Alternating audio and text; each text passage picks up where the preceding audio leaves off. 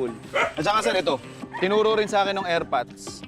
I'm sure dun sa mga food explorers natin na hindi pa familiar, may mga times kasi, kunyari, yung lugar ninyo, wala masyadong pollinators, wala masyadong mga bubuyog, mga paru-paro. Kahit na hindi nalagyan.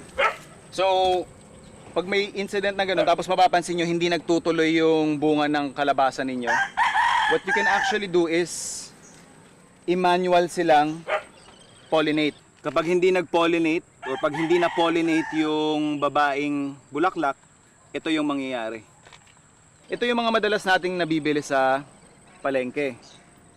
Tapos, ito yung lalaki na tinatawag, tama po sir, ano? Tapos, ito naman yung babae. Yan, siya yung may buko na yan, siya yung may bunga. So makikita ninyo, kanyari, yun nga, kung mapapansin ninyo yung puno ninyo ng kalabasa, hindi nagtutuloy madalas, namamatay.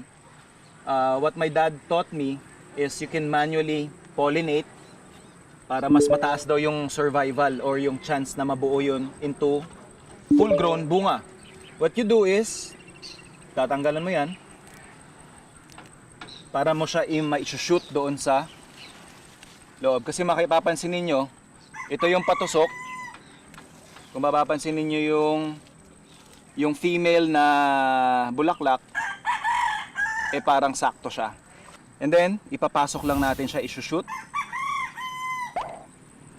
Tapos iwan na natin yan dyan. So yun, that's basically how you do manual pollination ng squash. Ginagawa rin yan sa ibang halaman, pero in this case yan. Yan yung pwede natin gawing technique.